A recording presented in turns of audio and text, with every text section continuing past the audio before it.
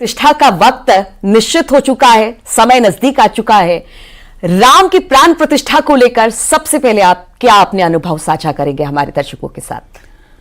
492 वर्ष के बाद भारत के सनातन संस्कृति और इतिहास में एक गौरवपूर्ण क्षण है, क्योंकि यह केवल एक मंदिर के बनने की बात नहीं है, बल्कि आक्रांताओं ने हमारे प्रतीकों पर और धर्म संस्कृति के प्रतीकों पर जो हमला किया था, आज 492 वर्ष लग गए उसे फिर से खड़ा होने में। प्राण प्रतिष्ठा पूरी वैदिक सनातनी परंपरा के अनुसार हो रही है, पर साथ साथ अगर ज्ञान की दृष्टि से देखें तो प्राण प्रतिष्ठा का अर्थ है भगवान श्री राम के चरणों में अब हमने प्राणों को प्रतिष्ठित कर दिया है। भगवान राम ही हमारे प्राण स्वरूप हैं और वही हमारे प्रतिष्ठा के कारण हैं। तो ये प्राण प्रतिष्ठा समारोह आंतरिक आह्लाद का कारण है और इतना आनंद है। मैं पूरे देश का भ्रमण कर रहा हूँ, उत्तर दक्षिण पूरब पश्चिम, भाषाओं से ऊपर, और सबके सब प्रकट करने के तरीके अलग, पर सबके दिल में राम हैं और आंखों में मंदिर बनने की और प्राण प्रतिष्ठा की खुशी के आंसू हैं। बिल्कुल सदगुरु जी, सब भाव विभोर हैं और हम चारों तरफ देख रहे हैं, हंसी खुशी का माहौल है। सब लोग यही चाह रहे हैं कि बस प्राण प्रतिष्ठा में वो शामिल हो जाए। लेकिन जब रामलला की बात होती है, प्रभु श्री राम की बात होती है, उनकी कल्पना हम जब करते हैं तो आपके मन में उनकी कैसी छवि उभरती है? आपके तो लाखों भक्त हैं, हमारे दर्शक आपको सुन रहे हैं और हमेशा सुनना चाहते भी हैं। सदगुरु जी, कैसे आप रामलला को बताएंगे अपने शब्दों में? राम के बारे में किस तरह से हमारे दर्शकों को बताना चाहेंगे आप? वैसे भगवान राम तो मनुष्य के रूप में आए हैं और मानव रूप में आकर एक मानव को अपने मर्यादित जीवन को जीते हुए आनंदपूर्ण सदा रहने का तरीका उन्होंने बता दिया। चाहे वो अच्छे पति, पुत्र, मित्र, वो सब कुछ अच्छे हैं। भगवान सब कुछ अच्छे हैं, पर सबसे बड़ी एक बात है, भगवान राम लोगों के जीवन में आराम के कारण है। आज पूरा संसार और पूरा भारत डिप्रेशन के अंडर में है, सारे लोग टेंशन में हैं। आप पत्रकार हैं, आपको पता होगा कि पूरे के पूरे भारत में मोर देन 74% लोग आज स्ट्रेस में हैं, मेंटल स्ट्रेस में हैं, और 88% लोग पूरी दुनिया में मेंटल डिजॉर्डर्स से परेशान हैं, और 90% केवल अकेले अमेरिका में, यूएसए में लोग मेंटल डिजॉर्डर के शिकार हैं। जब इतने व्यापक संख्या मेंटल डिजॉर्डर की है, तो आपके पास भौतिक उन्नति हो, आपके पास धन हो, रावण की तरह सोने की लंका हो, पर अगर आपका चित्त शांत नहीं है, अगर आप आनंदित नहीं हैं, तो ये सारे धन, सारे पद, सारे प्रतिष्ठा आपके जीवन में सब कुछ बेकार है। भगवान राम की मर्यादा को अगर कोई पालन करे तो भगवान राम जीवन में उस मनुष्य को ज्ञान देते हैं और उस ज्ञान से मनुष्य आनंदित होता है। गूगल के इंफॉर्मेशन और भगवान के नॉलेज में बहुत अंतर है। बिल्कुल। इसलिए हमारी आज की पीढ़ी गूगल के इंफॉर्मेशन पे चल रही है, लेकिन जब वो अपनी सनातन संस्कृति और अपने धर्म के ज्ञान के बल पर आगे बढ़ेगी, तो जो कभी भारत विश्व गुरु हुआ करता था, सोने की चिड़िया थी, सब था, थी था, परंतु वो फिर हो जाएगा अगर पुनः प्राचीन विद्या को हमने ग्रहण करना शुरू कर दिया। तो भगवान राम के लिए कोई एक बात कह सकता हूं, कल उनको प्राइम मिनिस्टर या चीफ मिनिस्टर बनना है, युवराज बनना है, और आज उनको वनवास दे दिया जाता है। और जब माँ पूछती हैं कि आपने सब तैयारी तो कर ली ना, आपने व्रत तो कर लिया? हाँ, व्रत से याद आया, प्रधानमंत्री श्री नरेंद्र मोदी जी भी 11 दिन का दिव्य अनुष्ठान कर रहे हैं इस प्राण प्रतिष्ठा समारोह के लिए। उनका मोटिव कितना अच्छा है, उनका कर्म कितना अच्छा है, परंतु अपने तन और मन की आध्यात्मिक तरीके से शुद्धि के लिए पुनः 11 दिन का व्रत करना, यह तो कोई श्रेष्ठ भक्त ही कर सकता है, और ऐसा प्रधानमंत्री दुनिया में शायद किसी को न मिला हो, भारत को नहीं मिला था। मैं एक ही बात कहूंगा, भगवान राम ने जब उनको वन जाना हुआ, माँ ने पूछा सब तैयारी हो गई? तो भगवान राम ने कहा, माँ मैं बहुत प्रसन्न हूं। क्यों? बोला, पिता दीन मोहि कानन राजू, कल तक छोटे से अयोध्या की गद्दी दी जा रही थी, अब मुझे विराट वन का राजा बना दिया गया है। माँ तो रोने लगी, पर भगवान राम का ये उत्तर नौजवानों को और यही भारतीयों को पॉजिटिविटी है, ये सद्गुरु जी। पॉजिटिविटी सिखा रही है कि अचानक सब कुछ बदल गया, परंतु भगवान प्रसन्नता से कह रहे हैं पिता ने मुझे बिल्कुल। वन का राजा बना दिया है। तो यही पॉजिटिविटी, और आप तो ये युवाओं को बताते भी रहे हैं सद्गुरु जी। यहाँ पर एक सवाल और उठता है, चूंकि राम की बात हो रही है, राम काज की बात हो रही है, और जिस तरह से आप बोलते भी रहे हैं कि देखिए अब स्थिति बदल रही है। सबसे बड़ी बात है कि जो हम हुआ करते थे अब हम एक बार फिर से वो सारी चीजें अचीव करने वाले हैं, या कि प्राप्त करने वाले, राम राज्य की परिकल्पना के साथ हम आगे बढ़ रहे हैं। तो ये बड़ी बात है कि प्राण प्रतिष्ठा के साथ वो जो राम काज और वो जो राम राज्य की बात हो रही है, वो एक बड़ी बात है। बहुत अच्छी बात आपने कहा नीलू जी। राम काज, हनुमान जी के लिए एक सबसे प्यारी बात आती है, राम काज करीबे को आतुर। आतुर शब्द को इंग्लिश में कहते हैं क्रेजी। हाँ। आज नौजवान बहुत क्रेजी हैं, हनुमान जी भी क्रेजी हैं, पर वो राम काज करने के लिए क्रेजी हैं। क्रेजी होना बुरी बात नहीं है, लेकिन पॉजिटिव चीजों के लिए। क्रेजी हम मटेरियल चीजों के लिए हैं या स्पिरिचुअलिटी के लिए हैं। Material science and spiritual science, ये दोनों साइंस को जब नौजवान पढ़ेंगे, जानेंगे, बिल्कुल। चूंकि मैकॉले की शिक्षा व्यवस्था के कारण हमने केवल मटेरियल साइंस को पढ़ा है, स्पिरिचुअल साइंस को हमारे पाठ्यक्रमों से निकाल दिया गया, तो ये 5 पीढ़ी हो गई जब भारत अपने प्राचीन गुरुकुलम सनातन संस्कृति की विद्या से अलग हो गया, और जिसका परिणाम पूरे के पूरे भारत को भोगना पड़ रहा है। प्रधानमंत्री श्री नरेंद्र मोदी ने शिक्षा व्यवस्था में परिवर्तन किया है, परंतु यह कैंसर की तरह है। इस ब्रिटिश व्यवस्था को पूरी तरीके से समाप्त करके अपने सनातन बोर्ड का ही निर्माण करना होगा, और मैं श्योर हूं कि ये आज नहीं कल होगा, और फिर 2 पीढ़ी लग जाएगी इस भारतवर्ष को अपने प्राचीन गौरव को प्राप्त करने में। मुझे लगता है भगवान श्री राम का आज जो यह प्राण प्रतिष्ठा समारोह हो रहा है, मैं फिर कह रहा हूं, यह कोई एक साधारण मंदिर नहीं, एक राष्ट्र मंदिर और विश्व मंदिर है। आप देखिए, जब भी कभी जीवन में वेटिकन सिटी की कोई नाम लेता है तो हमें क्रिश्चियनिटी की याद आ जाती है। हाँ, बिल्कुल। जब कोई मक्का मदीना का नाम लेता है तो हमें याद आ जाता है इस्लाम का। वैसे ही अयोध्या, मथुरा, काशी। अभी मैं अयोध्या में परसों था, तो जर्मन टीवी के एक पत्रकार मुझे मिले, उन्होंने मेरा इंटरव्यू लिया, तो उन्होंने कहा कि जर्मनी के बच्चे बच्चे तक ये जानते हैं, जर्मनी के, कि अयोध्या हिंदुओं का एक पवित्र होली प्लेस है और लॉर्ड राम वहां पर आए हैं। जब जर्मन और फ्रांस के लोग ये समझ रहे हैं कि अयोध्या हिंदुओं की तीर्थ स्थली है, भगवान राम का प्राकट्य स्थल है, तो भारत में रह रहे लोगों को समझ नहीं आ रहा। मुझे लगता है यहां कोई भी विदेशी आक्रांता बाबर का समर्थक नहीं है, और मुट्ठी भर होंगे भी तो वो मुझे नहीं लगता कि वो इतने बड़ी सनातन सभ्यता, जहां 145 करोड़ भारतीय जो पूर्णतः सनातनी ही हैं, मैं गौरव से कह रहा हूं और इसको साबित करके कह रहा हूं, 145 करोड़ भारतीय सनातनी हैं, क्योंकि हमारी संस्कृति सनातन की रही है। हमारा भौगोलिक परिदृश्य जो भी है, इंदु शेखर से लेकर के इंदु सागर तक, यह हिंदू कहा जाता है। हिंदू का अर्थ होता है जिसके मन में हीन मान्यता, इंफीरियरिटी कॉम्प्लेक्स नहीं होती है। तो अब इस दृष्टि से हम सब सनातनी हैं, पूजा पद्धति अलग अलग है। और यहाँ के मुसलमान भी, मुझे पक्का पता है, वो वीर अब्दुल हमीद के वंशज हैं, एपीजे अब्दुल कलाम आजाद के वंशज हैं। वो हमारे वृंदावन में गोकुल में रसखान जो श्री कृष्ण भक्त हैं, बिल्कुल, बिल्कुल, बिल्कुल। उनके वो वंशज हैं। बेगम ताज जो श्री कृष्ण के केवल मूर्ति के दर्शन करके, विग्रह के दर्शन करके मक्का मदीना नहीं गई और पूरा जीवन वृंदावन में गुजार दी, वो उनके वंशज हैं।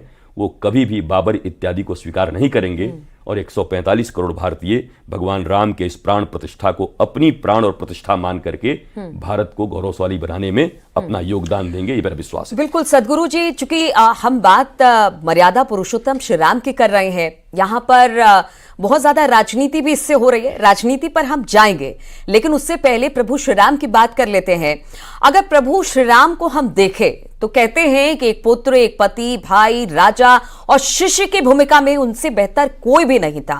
वो गुणों के खान थे, इसीलिए उन्हें मर्यादा पुरुषोत्तम श्री राम कहा जाता है। और आज जब उनकी प्राण प्रतिष्ठा हो रही है, हर घर में प्रभु श्री राम की चर्चा हो रही है, लोग आनंदित हैं, हर्षित हैं और प्रभु श्री राम को अपनाना चाहते हैं। ऐसे में उनकी भूमिका को लेकर उनके एक जो मर्यादा पुरुषोत्तम की जो पूरी तस्वीर हमारे मन में उभरती है, उसके बारे में जरा हमारे दर्शकों को बताइए। एक तो सबसे बड़ी बात मैं यही कहूंगा कि उस समय भगवान श्री राम के वनवास के लिए केवल मंथरा और कैकेयी को छोड़कर बाद में दशरथ जी ने भी विड्रॉ कर लिया था कि हे राम अब मत जाओ, मेरा वचन खाली जाए पर मेरे राम तुम यहीं रह जाओ। केवल 2 लोग अयोध्या में थे जो ये चाहते थे कि राम जी का वनवास हो जाए।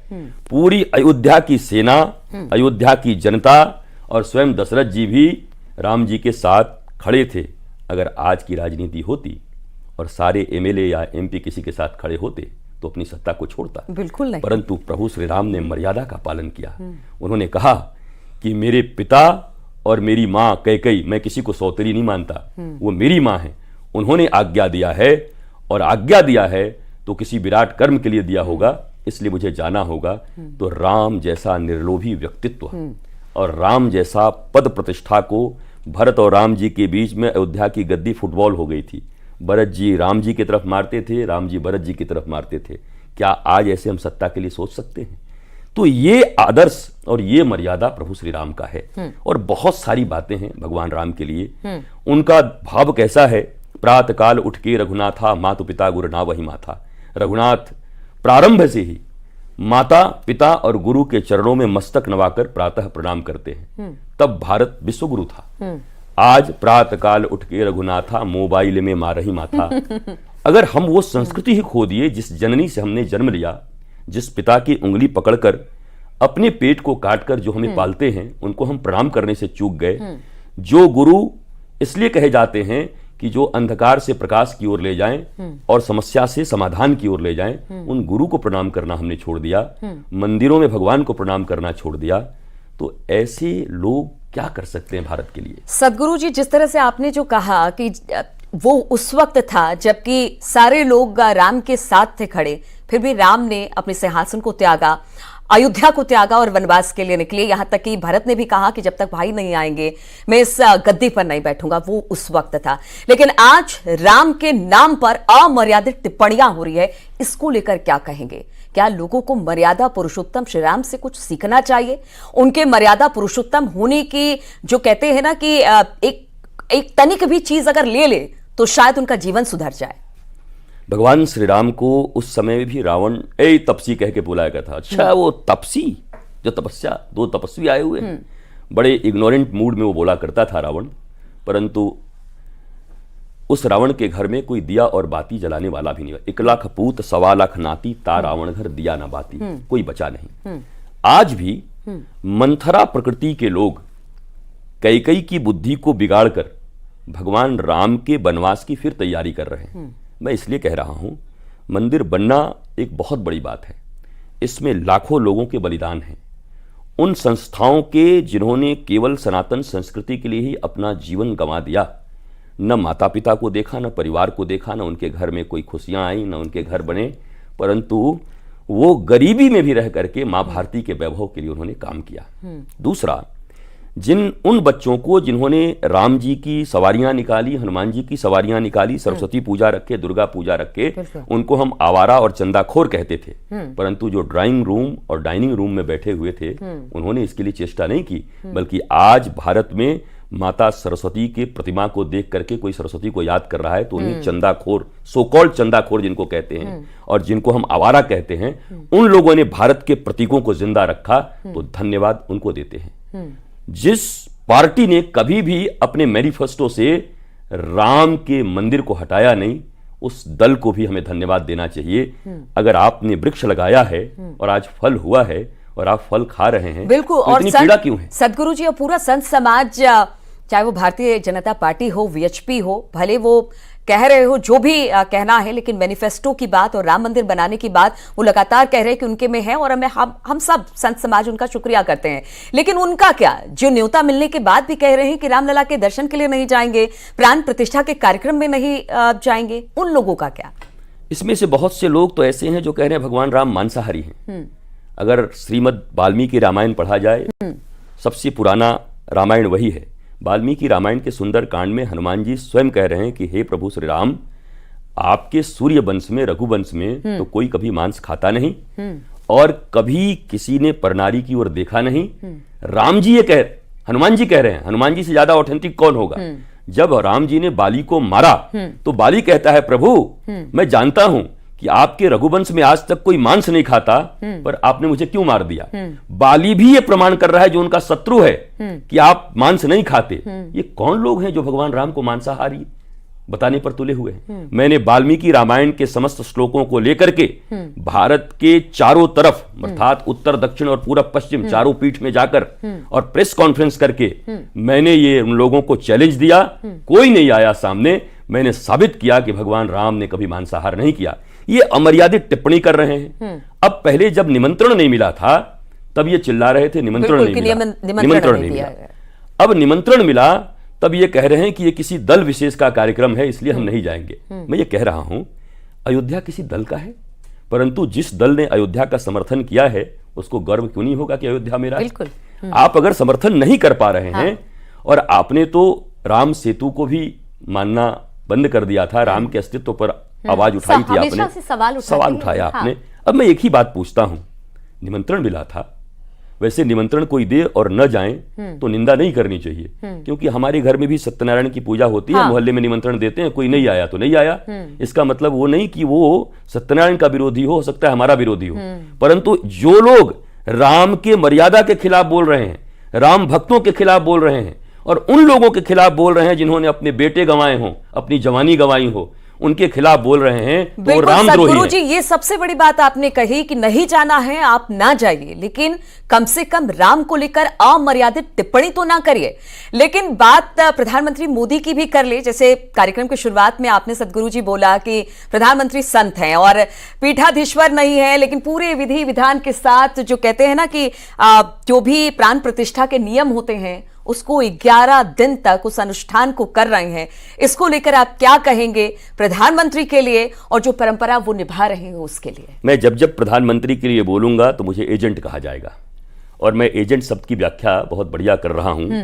एजेंट का अर्थ होता है संवाहक हिंदी में, अर्थात जो गुलाब का फूल खिला हुआ है वो हमारी नासिका तक सुगंध लेके आने वाली हवा होती है, तो हवा भी एजेंट है गुलाब की खुशबू लाने के लिए। अगर कहीं खुशबू है, अगर कहीं धर्म है, मर्यादा है, और उसकी खुशबू को लेकर संत कहीं जा रहे हैं, तो हमें गर्व है ऐसे एजेंट होने में कि हम मर्यादा पुरुषोत्तम के एजेंट हैं, और हम मर्यादा के संवाहक बन करके भारतीयों ही नहीं बल्कि पूरी दुनिया को हम वसुधैव कुटुंबकम परिवार मानते हैं, सब तक भगवान राम की खुशबू हम पहुंचा रहे हैं। और नरेंद्र मोदी पीठाधीश्वर नहीं है, परंतु राजपीठ पर तो हैं, और ये राजपीठ धर्म के अनुसार चल रहा है, तो मैं तो कह सकता हूं कि पीठाधीश्वर भी हैं।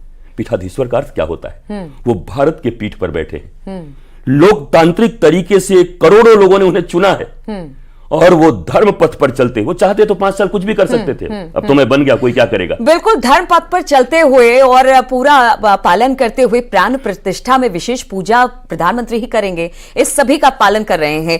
लेकिन सदगुरु जी, एक सवाल ये भी उठता है, चूंकि संत समाज शुक्रिया अदा कर रहा है, बीजेपी हो या वीएचपी हो या राम मंदिर बनने को लेकर संत समाज शुक्रिया अदा कर रहा है, लेकिन बहुत सारे साधुओं पर हमने देखा कि बहुत सारे हमले भी हुए पीछे।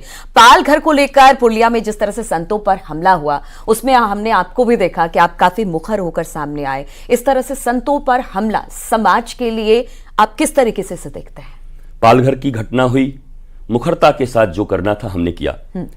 आज पुरुलिया की घटना हुई, यद्यपि राज्य सरकार कह रही है कि ये एक मिसअंडरस्टैंडिंग थी, लेकिन मैं ये कह रहा हूं कि साधु गंगा सागर का दर्शन करने के लिए जा रहे हैं, और मिसअंडरस्टैंडिंग ऐसी हो कि किसी की जान चली जाए, वो तो 2-4 मिनट की और बात थी, नहीं तो एक और निरीह साधु पुलिस के बीच ही मारा जाता।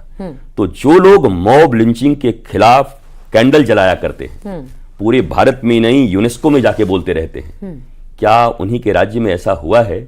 वो कठोर कदम उठाएंगी, और दोबारा ऐसी घटना साधु संत या किसी के साथ नहीं हो, जो एश्योरेंस देंगी, उन्हें देना चाहिए, और नहीं देने पर यह माना जाएगा कि वो भी तुष्टीकरण की नीति करते हैं। आज जब साधुओं पर हमला हुआ तो मिसअंडरस्टैंडिंग कह के बच जा रही हैं, कल कुछ और होता तो बोलती कि ये तो बहुत बड़ा घटना हो रहा है, अत्याचार है अल्पसंख्यकों के ऊपर। तो मैं कहता हूं, साधु संत के ऊपर जब जब अनाचार और अत्याचार हुआ है, याद रखिए, रामद्रोही सत्ता तो छोड़ दीजिए, उनके जीवन में आनंद और शांति भी नहीं रही। सत्ता तो जाएगी ही, आनंद और शांति भी नहीं रह जाएगी। तो मैं यही कहूंगा कि दीदी को कि आप संतों को प्रोटेक्ट करिए, संत आपको प्रोटेक्ट करेंगे, और नहीं तो रामद्रोहिता का फल बहुत खराब होता है। बिल्कुल। और जिस तरह से अब सदगुरु जी, चूंकि कार्यक्रम के खत्म करने का समय है, आपसे बातचीत तो बहुत करने की इच्छा हो रही है क्योंकि राम काज की बात हो रही है, सबके मन में हर्ष और उल्लास है, लेकिन राम जन जन में है और अब जन जन में होने के साथ रामलला की प्राण प्रतिष्ठा हो रही है जिसका बरसों से इंतजार था और वो नजदीक बहुत घड़ी आ गई है। हर घर, हर गली, हर मोहल्ले में राम जन राम काज की बात हो रही है। तो अगर कुछ सुनाना चाहे एक बार हमारे दर्शकों को, कुछ आपके मन में कोई सुक्ति, कोई पंक्ति, कोई भजन, अगर कुछ हमारे दर्शकों को आप अगर सुनाना चाहें। देखिए, सबसे प्यारा भजन तो आजकल वही है, मेरी झोपड़ी में हाँ, प्रभु राम आएंगे। तो प्रभु राम आ ही गए हैं और मैं यही कहूंगा, अभी अभी भगवान राम, मैं कृष्ण की भूमि से आता हूं, कृष्ण मेरे आराध्य हैं और अयोध्या में मैं जम के बैठा हुआ हूं अपने धर्मदंड को लेकर के, क्योंकि मैं ये मानता हूं कि राम कृष्ण दो एक हैं, अंतर नहीं निमेष, उनके नयन गंभीर हैं। सरयू तट वाले के नयन गंभीर हैं और वृंदावन यमुना तट वाले के थोड़े चपल विशेष, वो चपलता से देखते हैं। तो दोनों में कोई अंतर नहीं। और प्रभु श्री राम जो मानव मात्र के आराम के कारण है, आराम, जिसने ये कह दिया हे राम मेरे जीवन में आ जाओ, प्रभु त्वरित उसको आराम दे देते हैं। ऐसे भगवान राम के प्राण प्रतिष्ठा समारोह में केवल भारत ही नहीं, मैं फिर आपको कह रहा हूं, ऑस्ट्रेलिया के ब्रिस्बेन, कनाडा, यूएई और कई ऐसे कंट्री हैं, यूएस, यूके, जहां पर मेरे ही आनंदम धाम के शाखाएं हैं, वहां सैकड़ों नहीं हजारों दीपक जला करके लोग वहां दीपावली मनाने जा रहे हैं। और उस दिन का इंतजार सबको रहेगा। चारों तरफ इसी तरह से हंसी खुशी का माहौल है सदगुरु जी, और सब यही चाह रहे हैं कि रामलला की प्राण प्रतिष्ठा में शामिल हो, लेकिन जो नहीं शामिल हो पा रहे हैं वो अपने घर में सुबह से पूजा पाठ, दीपक उत्सव मनाएंगे और वो दिन बहुत जल्द ही अब करीब आने वाला है। बहुत बहुत शुक्रिया सदगुरु जी हमसे बातचीत करने के लिए, और आपसे बहुत बातचीत करना और था, लेकिन ठीक है, प्राण प्रतिष्ठा में अभी वक्त है और आपसे बातचीत होगी। फिलहाल बहुत बहुत शुक्रिया सदगुरु जी का। रुकेंगे छोटे से